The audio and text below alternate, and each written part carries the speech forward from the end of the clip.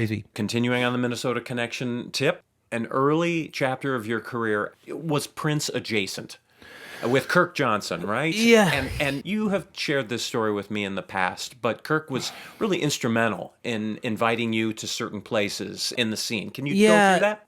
It was interesting because I went away to California to kind of, there weren't opportunities. I mean, I came from a family where you were expected to, complete a college degree, right? So you look around, you say, well, I want to do music. I could either do journalism, which I wasn't that excited about. I was good at it, but I wanted to do a guitar performance degree.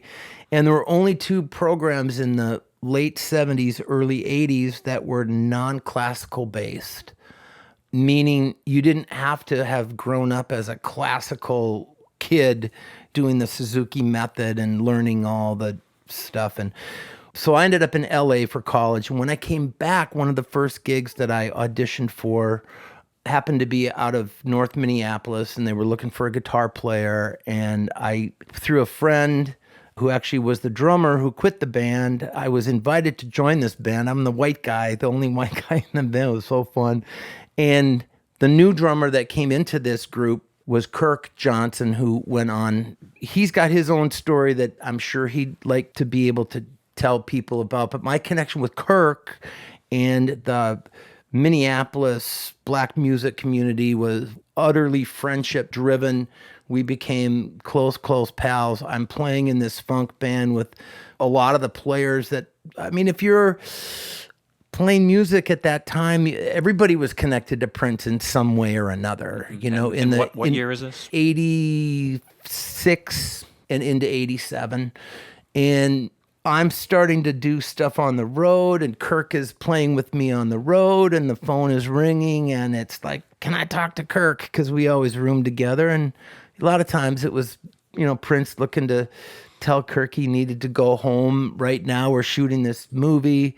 And Kirk did a lot of choreography for the Purple Rain record. I think a lot of people do remember there's a scene in Purple Rain where the camera goes up and there's some guys like break dancing kind of along the balcony. And that's Kirk and the two other guys that he was working with at the time. And Kirk played in the New Power Generation, and Mark Brown, who I went to high school with, of course, was in The Revolution and was in all over Purple Rain. So yeah, there was a connection of people, and Kirk ended up obviously staying on with Prince until the very end of his life, and remains a very dear friend. And his sister Kathleen sings with me, and I never had much time one-on-one with Prince or anything, but I was certainly invited to different events like Kirk's anniversary, and in walks Prince with a couple of bodyguards, and you're afraid to talk to him, and all of a sudden you're talking, everybody's just hanging out. So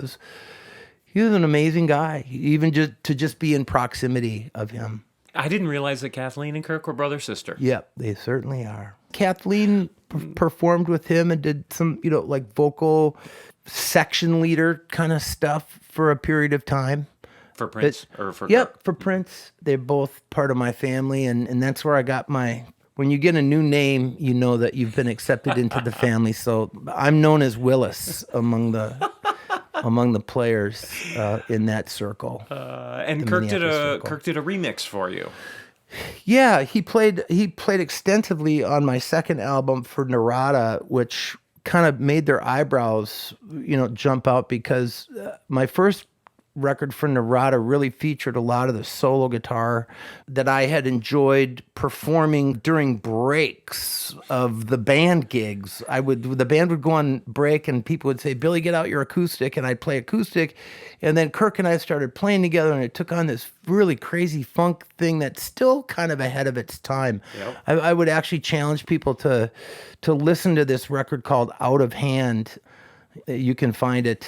Definitely an acoustic hip-hoppy thing that I still haven't heard anyone dive into as deeply as I did. And it was with Kirk's help, because we co-produced that record in a way, finding loops together and then having him play live. It's something to find a drummer who can actually really lock in with loops and really, really bring them alive when he plays over the top of them. And that was what was going on that record. And it speaks to his talent. He's just an unbelievably talented man. It's a huge part of your innovative path. And who else was doing that in Minnesota in particular, if not even nationally or internationally? Yeah. So my style, aside from falling into the new age category, I more specifically within the guitar world, I fall into the finger style thing, meaning I don't play with a pick.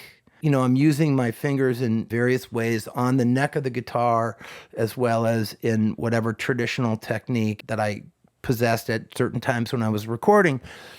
But to merge finger style, both with that sort of funk, jazz, R&B-ish thing, nobody was doing it.